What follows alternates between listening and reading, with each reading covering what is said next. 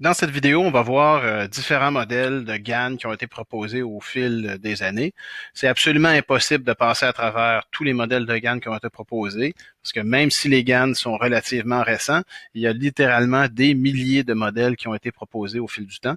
Donc, je vais juste en voir quelques-uns avec vous pour voir, vous donner une idée du genre de choses qu'on peut faire avec ce type de réseau de neurones.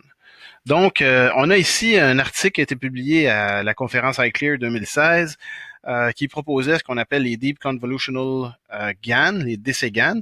Un DCGAN, c'est un GAN classique, sauf que on utilise des couches convolutionnelles ici.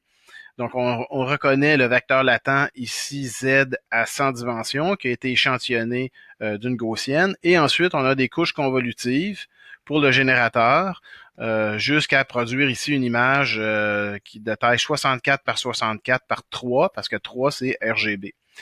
L'intérêt principal de cet article-là, c'est que ça vient avec toutes sortes de recommandations parce qu'ils ont fait des tests dans tous les sens.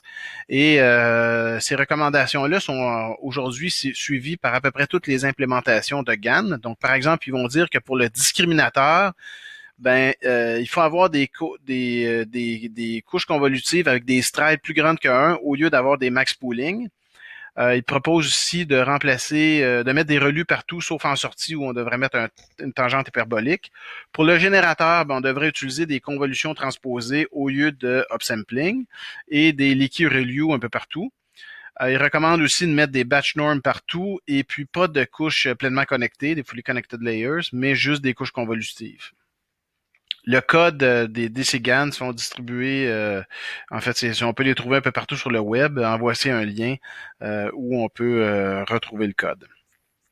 Et ça, c'est le genre d'images qu'on peut générer. C'est issu d'une base de données d'images d'intérieur de maison. Et on voit que le DCGAN arrive à reproduire des images qui sont relativement réalistes. Et ça, malgré le fait que c'est un système qui est relativement simple.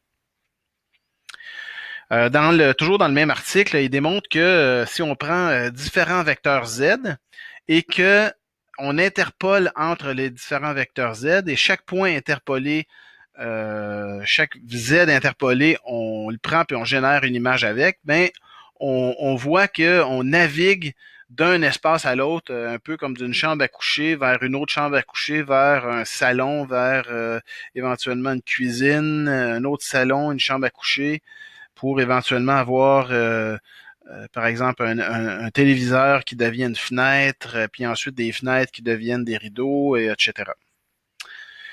C'est aussi dans cet article-là où on a proposé ce qu'on appelle l'arithmétique des vecteurs et les concepts visuels. Donc, l'idée, c'est que si, par exemple, on a un vecteur Z à partir duquel je suis capable de produire le visage d'un homme avec des lunettes, versus un autre Z qui permet de produire le visage d'un homme mais pas de lunettes, et un vecteur Z qui me permet de produire le visage d'une femme, si je prends le premier vecteur moins le deuxième plus le troisième, ça va me donner un nouveau vecteur dans l'espace latent. Ce vecteur-là va me permettre de produire des images de femmes, de visages de femmes avec des lunettes. Donc, une des choses qui est bien connue avec les GAN, c'est qu'ils ont certains problèmes d'instabilité. Donc, par exemple, il arrive parfois que les discriminateurs générateurs apprennent pas en même temps. Donc, par exemple, le discriminateur apprend trop vite et gagne systématiquement par rapport au générateur. Donc, le générateur est plus capable de générer des images réalistes. Donc, ça peut arriver avec, on va avoir des problèmes de disparition du gradient parce que la là, c'est juste toujours égal à zéro, donc il n'y a plus rien qui s'entraîne. Il peut ici avoir un problème d'effondrement des modes. Ce que ça veut dire, c'est que le discriminateur et le générateur ont réussi les deux à s'entraîner. C'est juste que le générateur ne produit qu'un sous-ensemble des images qu'il devrait pouvoir produire. Donc, par exemple, si on avait la base de données de célébrités où on a des hommes et des femmes, le générateur, par exemple, pourrait ne générer que des visages d'hommes très réalistes, mais jamais de visages de femmes. Donc, c'est là qu'on dit il y a juste un mode, le mode, par exemple, visage d'homme, et qui sont produits et pas le mode de visage de femme. Et autre chose, les GAN ont des gros problèmes à générer des images à haute résolution. Quand on voyait le DC GAN, si je reviens en arrière, en sortie, c'était des images 64 par 64, ce qui est relativement faible comme résolution. Quand on remplace 64 par 64 par exemple, 512 par 512, ben le générateur se met à générer des images qui ont toutes sortes d'artefacts qui sont visuellement pas très intéressants et qui sont très faciles au discriminateur à détecter. Donc, le discriminateur finit par gagner la compétition minimax. Donc, depuis les quelques dernières années, il y a plusieurs solutions qui ont été proposées à ces différents problèmes-là. Par exemple, Washington GAN, qui utilise une loss qui s'appelle la Earth Mover Distance. Le Least Square GAN ou les LS GAN, c'en est un autre. Le Progressive GAN, c'en est un autre, etc. Donc, on va en voir quelques-uns, on ne peut pas tout voir. Les LS GAN, peut-être voir celui-là qui est relativement intuitif. Il part du principe que si j'ai un réseau de neurones qui est un classifieur binaire, donc qui a en sa sortie une sigmoïde, ben en fait, lorsque des exemples sont correctement classifiés par le discriminateur, donc des exemples qui sont trop loin du plan de séparation, ben la loss va tomber à zéro et donc le discriminateur ne s'entraîne plus.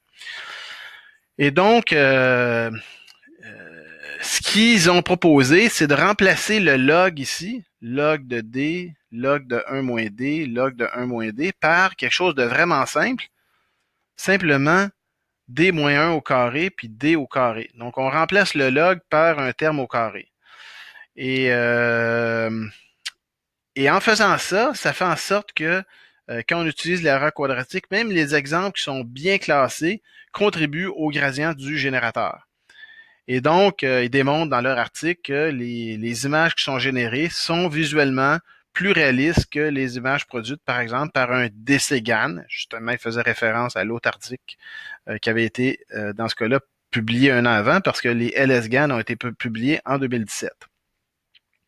Un autre article qui a reçu beaucoup d'attention, c'est les Progressive GAN. Donc, le but des Progressive GAN, c'est de produire des images à haute résolution. Donc, l'intuition derrière les Progressive GAN, qui est un article d'ailleurs publié à la conférence iClear 2018 par une équipe de NVIDIA, c'est de se dire, ben, les GAN sont très bons à produire des images de faible résolution. Donc, ce qu'on va faire, c'est qu'on va entraîner un réseau de neurones à produire des images. Donc, ici, on a le générateur qui prend un vecteur latent et produit une image qui est très petite, donc une image 4 par 4. Et ici, on a le discriminateur. Donc, ça, ici, c'est très facile à entraîner. On n'a pas vraiment de problème à entraîner un réseau de neurones, enfin un GAN à faire ça. Donc, quand ce réseau de neurones-là a convergé, le GAN ici a convergé, ben, on va rajouter une couche au générateur ainsi qu'au discriminateur en même temps. Et là, on va réentraîner. Et là, on va apprendre des images qui ne font pas 4 par 4, mais 8 par 8. Et on va faire ça ici. Et on va augmenter progressivement le nombre de couches du générateur du discriminateur. Et en fait, il y a une phrase qui est dans l'article qui résume bien la situation. C'est Progressive Growing GAN requires that the capacity of both the generator and the discriminator model be expanded by adding layers during the training process.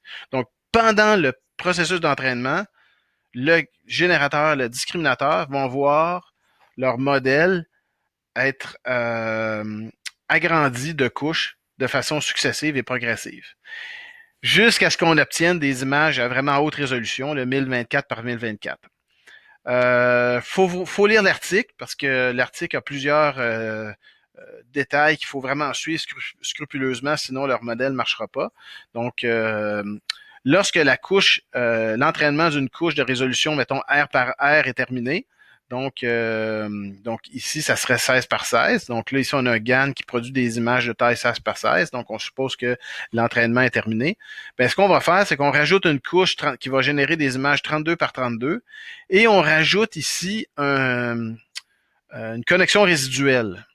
Et la connexion résiduelle vient avec un terme multiplicateur 1 moins alpha et alpha. Donc, au début de l'entraînement, alpha égale à 0. Et progressivement, alpha va tendre vers alpha égale à 1 à la fin. Donc, au début de l'entraînement, alpha égale à 0. Donc, quand alpha égale à 0, ben, ni plus ni moins,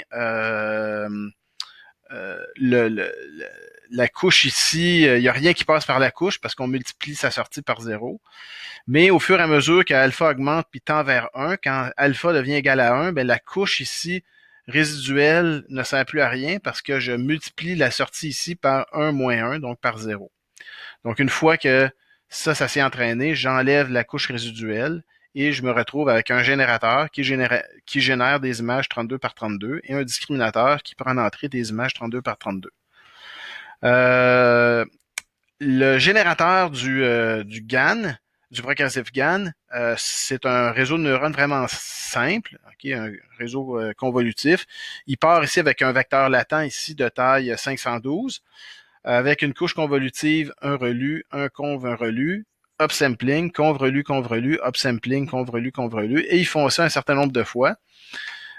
Jusqu'à obtenir des images qui font 1024 par 1024 par 3. Hein. 3, c'est pour RGB. Puis le discriminateur, ben, c'est le dual, donc c'est exactement le même réseau, mais inversé. Et ça donne des images de visage qui sont extraordinairement réalistes. À partir de ce moment-là, on a vu que les GAN étaient capables de générer des images à haute résolution sans artefacts ou enfin avec des artefacts qui étaient très, très, très difficiles à distinguer.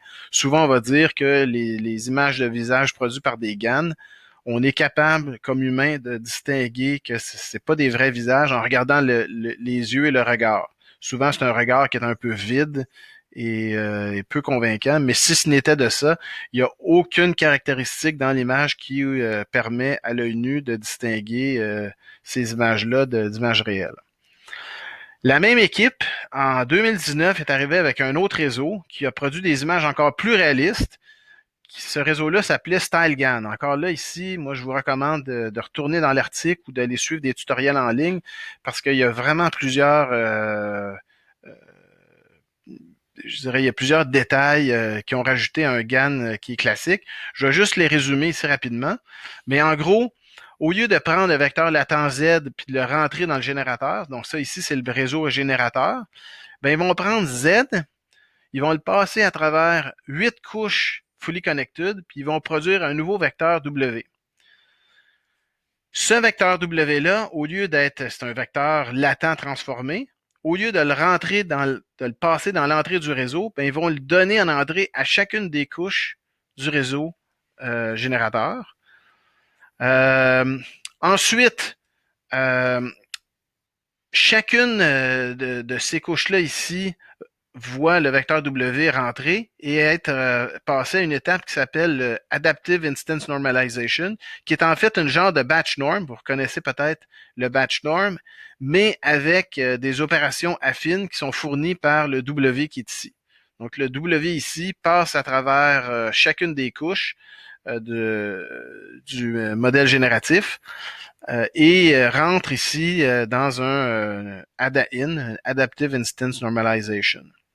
Donc le sigma et le mu provient du vecteur W.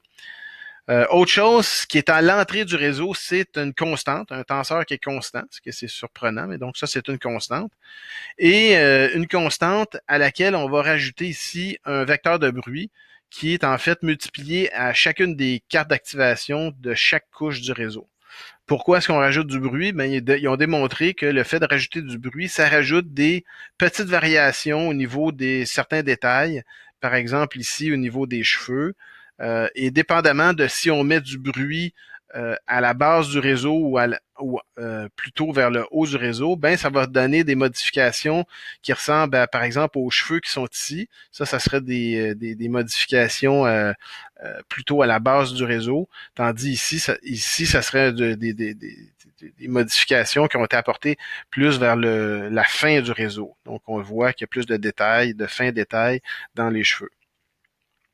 Donc, le StyleGAN, vu que ça vient de la même équipe, utilise aussi la stratégie du Progressive GAN. Donc, ils vont commencer par générer des images à faible résolution et ensuite des images à plus haute résolution jusqu'à converger vers des images 1024 par 1024. Et le genre d'image qu'ils produisent, c'est quelque chose comme ça ici. Donc, on voit les détails de la peau, des cheveux qui sont vraiment très convaincants. Ça, c'est difficile à croire, mais ce ne sont pas des images de visage humain. Ce sont des images qui sont totalement synthétiques, qui ont été produites par un réseau de neurones. Un autre défi qu'il y a avec les GAN, c'est que un GAN qui est bien entraîné, on a juste à échantillonner une gaussienne centrée à 0, par exemple, et produire plusieurs images qui sont réalistes. Le problème, c'est que on n'a aucun contrôle sur la nature des images qui sont produites. Donc, par exemple, si j'ai entraîné un GAN sur MNIST, j'aimerais peut-être pouvoir trouver un Z qui me permet de produire un 0, puis un autre Z qui me permet de produire un 1. Éventuellement, produire plusieurs images qui me permettraient d'écrire un texte, par exemple ici, comme 0, 1, 2, 3, 4, 5, 6, 7, 8, 9. A priori, avec les GAN, on peut pas faire ça. Tout ce qu'on peut faire avec les GAN, c'est de prendre un Z au hasard et de produire une image. Et cette image-là peut avoir n'importe quel contenu. La seule chose qu'on est sûr, c'est que ça va être un contenu qui correspond à une base de données de référence. Ben, pour pouvoir produire des images qui sont conditionnées comme celle-ci, on utilise ce qu'on appelle les GAN conditionnels. Donc, l'article d'origine des GAN conditionnels a été publié en 2014. Donc, l'idée, c'est pas très compliqué. C'est qu'au lieu de donner en entrée au GAN un vecteur Z, ben on va donner au GAN un vecteur Z auquel on est venu rajouter un encodeur one-hot d'une classe Y. Donc, par exemple, si j'utilisais MNIST, ben ici, ça serait un one-hot à 10 dimensions où chaque entrée ici serait 0, sauf la dimension de l'image que je veux générer. Donc, le générateur, c'est un générateur qui prend en entrée Z conditionné sur Y. Et le discriminateur, ben c'est la même chose. Le discriminateur prend en entrée un vecteur X conditionné aussi par un one-hot, par une étiquette de classe. Donc, au lieu d'avoir un GAN de base où j'ai le log du discriminateur, log de 1 moins le discriminateur auquel je donne une image synthétique, ben, je vais avoir le discriminateur X étant donné Y, et ici, le générateur qui génère une image, donc G de Z étant donné Y ici. Et si on fait ça, ben ça donne des résultats qui sont assez convaincants. On a aussi des DCGAN conditionnels, donc c'est la même chose. Au lieu d'avoir ici, en 2014, il y avait un réseau pleinement connecté, bon, on peut avoir une version convolutive où en entrée, on a Z, un vecteur à 100 dimensions, auquel je viens concaténer un one-hot vector. Donc, encore là, ça serait 10 dimensions si j'avais, par exemple, la base de données MNIST. Ça, c'est pour le générateur qui est conditionnel à Y. Et j'ai le discriminateur qui, lui, prend en entrée une image et auquel je viens rajouter, après la première couche convolutive, à chacune des entrées, donc à chacun des neurones ici de ma couche convolutive, un one-hot de la classe Y. Encore là, ça serait ça serait ni plus ni moins 10 couches de type one-hot qui seraient rajoutées ici. Donc, on a d'un côté le générateur conditionnel ainsi que le discriminateur conditionnel.